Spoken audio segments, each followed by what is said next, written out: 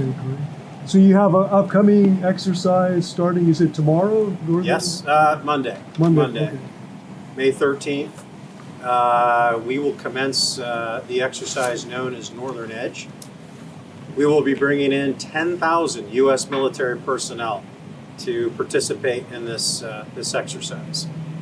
Northern Edge has its roots in Alaska going back almost half a century.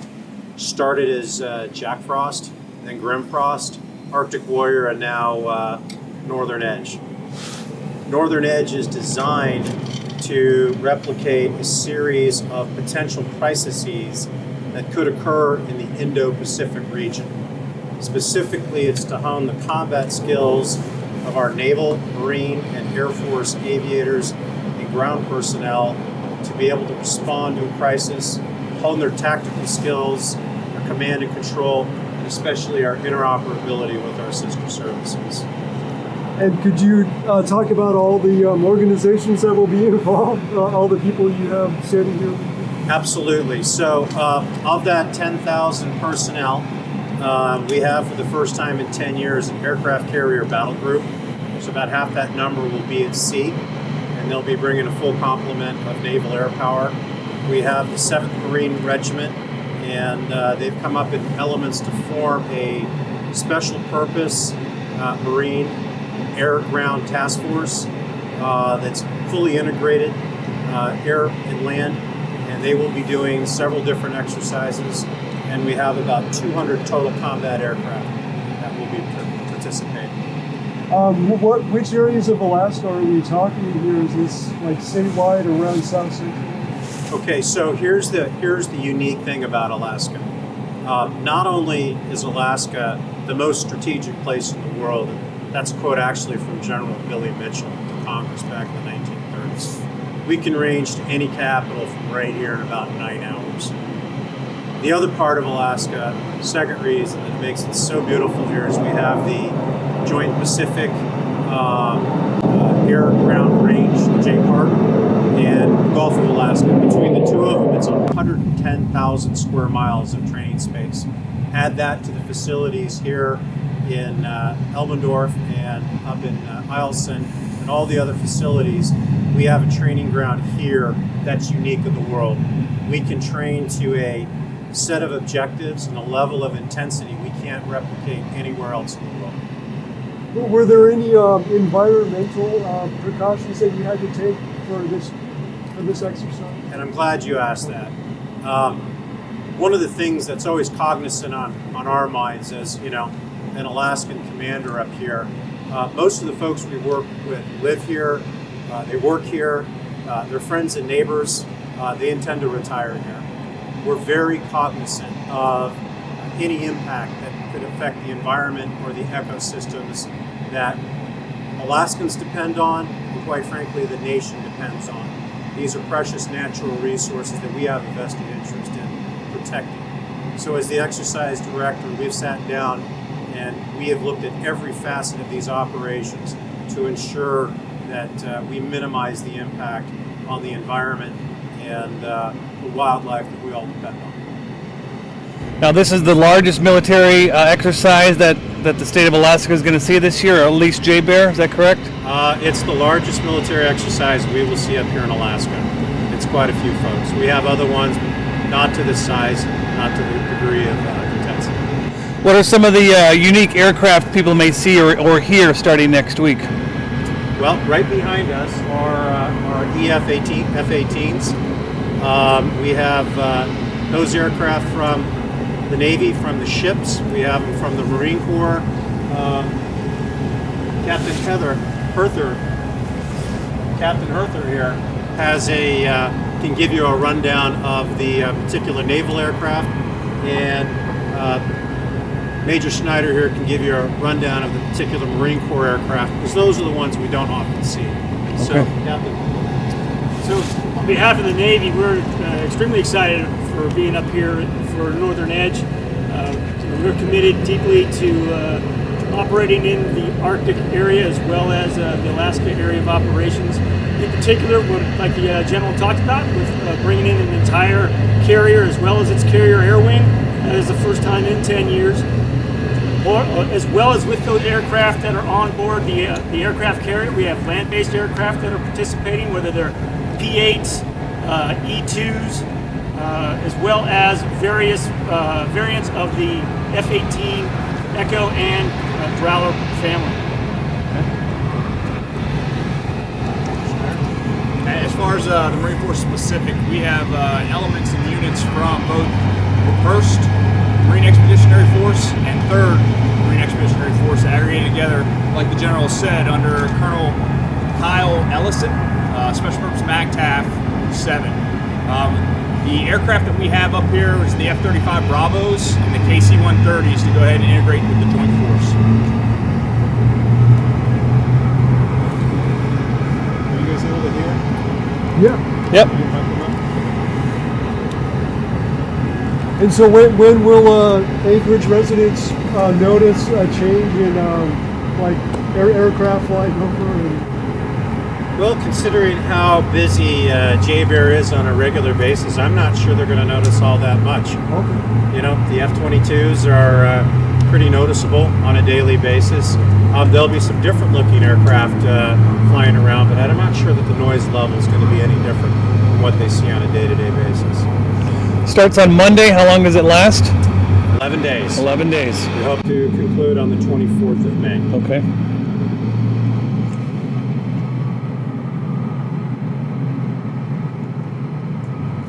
And the overall, I think you touched on it at the beginning, but the overall process or why everyone's together, what is it as far as protection of our country goes? Well, okay, so I think we can all watch the news and realize for the first time in 40 years, the global order is being challenged like very serious threat. And there's an old adage, that the more you sweat in peace, the less you bleed in wartime. And to translate that directly, the more we're ready as a joint force, ready to respond to a crisis, the less likely our resolve will be tested. And so Northern Edge and Alaska give us the ability to hone that preparedness to a level that will translate into our adversaries knowing that we're ready to respond to a crisis. Is this? Oh, Go ahead, Sean. I was just going to say, does this test like your communication skills between the different forces? And Absolutely. So we all operate as services and we all operate as a joint force overseas. But that's all usually been focused more on a insurgent level. We're now at a much higher level, a peer competitor level. So we're operating at a integration level between the Marine Air Forces, the Naval Air Forces, and our Air Forces that will be seamlessly integrated for both air and sea battles. Is this a scheduled and planned exercise, months or years in the making, or is this something that has recently come up with what's happened in North Korea and the Middle East? Every 2 years, we've had a Northern Edge. It's regularly scheduled, and ours right now is a culmination of 18 months worth of sweat and work from most of the guys you see here. Okay. And they have just done a marvelous job, and we're really looking forward to a great exercise. Are there any scenarios that you can share at all with different things that you're trying to test or that the public can understand? So 3 main areas that we're really looking to test. One is just our tactical skills, air interdiction, air to ground, air to interdiction of sea targets, and then finally our communications and our command and control. Those are really the primary objectives.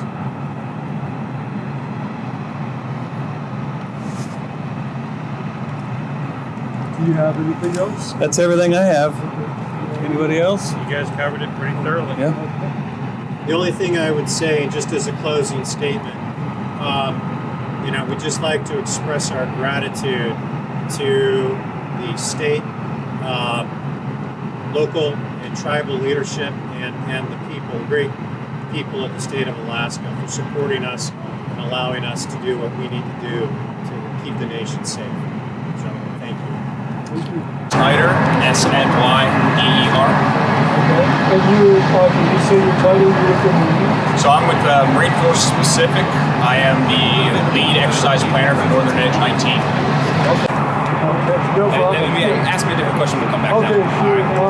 So do you normally work closely with the Navy and the Air Force? We do. We integrate heavily with the Navy. We're a department of the Navy, so we are integrated naval force that work on expeditionary operations and the aviation operations in this exercise. And do you normally have a presence in Alaska? Or? So the Marine Corps does not normally have a presence in Alaska. We have a reserve unit up here that's stationed out at J-Bear. Otherwise, we come up here and train. So where did you travel from to participate in this exercise? So we have forces that travel from 1 MEF, which is out of San Diego, California, Camp Pendleton to be specific. And then we have forces out of 3 MEF, which is Okinawa, Japan. And then the higher headquarters, which is Marine Force Pacific, where I am from, is out of Hawaii. And what does training in Alaska have to offer, like the Marines, that I guess that you don't get in other places where you train? Yeah, Alaska provides that austere environment that we can go ahead and train at a high level in a contested environment that allows us to train at a high intensity. And is there anything that you can share, like the things that you'll be doing, or is it like classified information? So we have a bunch of different mission profiles that we'll be working with the Joint Force in.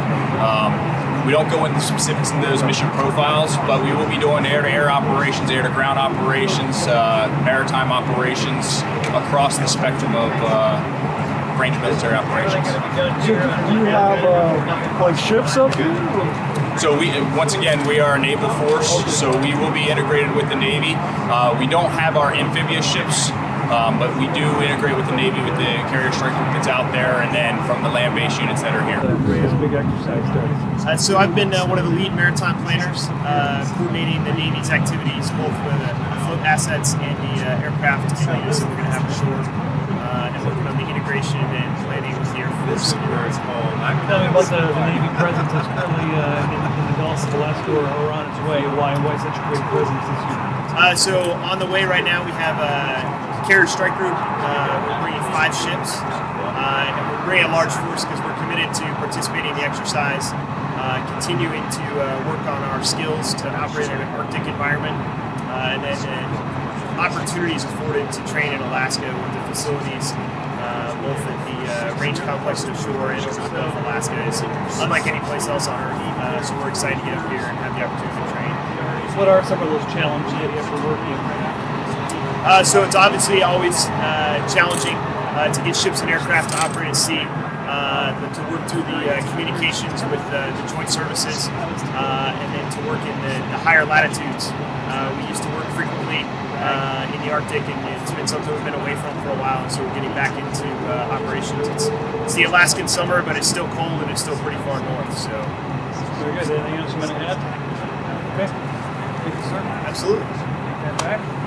As much as we can every cycle, every 2 years. What's unique about this cycle is you actually have a full aircraft carrier as well as its carrier air wing. That's many squadrons that comprise that is available at the same time. That coinciding with our recent higher headquarters and Navy commitment, leadership commitment back to the Arctic security as well as operating in the Alaska area. Just timed perfectly with the Northern Edge scheduled cycle. So we're really excited for the opportunity to not only bring a carrier, but for other ships, as well as land-based naval aviation assets as well. And could you tell me a little bit about, these are some of your aircraft? So the F-18 Echo and Foxtrot variants are currently the workhorses of naval aviation aboard our U.S. aircraft carriers. They are the key component of our force projection capability from our carriers. They're obviously two-seaters and incredible combat radius, as well as can carry a myriad of various types of ordnance that can shift in flight from either air-to-air to air-to-surface as well. The items that are on the carrier. So typically it takes a lot to just make an aircraft carrier can be a floating airport.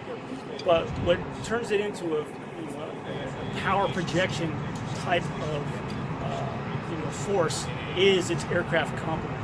And when all the different elements come together to not only defend an aircraft carrier, but also project power ashore, that is the business that we do in regards to naval force deployment.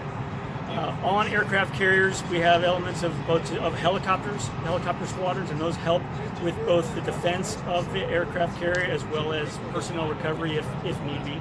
And then we all have the actual fighter jets, our F-18s, complement, as well as airborne early warning aircraft that help coordinate all the effects in the air.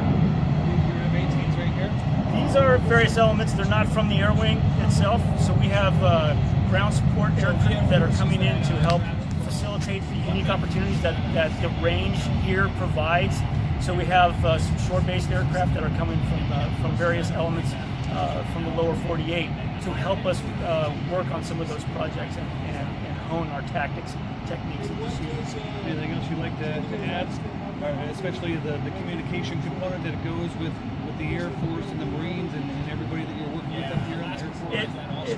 Everyone always kind of takes it for granted sometimes, but you really have to take advantage of these unique opportunities to work together, whether it's schedules as well as force generation and the stress that are on all of our services to kind of be forward when you can come together back here in the States and take advantage of the range, the Gulf of Alaska, being the proximity to two major bases. We really look forward to fully working together with our joint partners to home all of our objectives. Is everything going to be done here on Elmendorf, or are you guys working with Eielson and maybe Fort Greely? And so predominantly it's Elmendorf here and Eielson, and then we've got a maritime operating area that is set aside out in the Gulf of Alaska, way out in the deep water, so that we can exercise both in that ocean environment, but also far enough away so to minimize any kind of potential impacts. Good, thank you.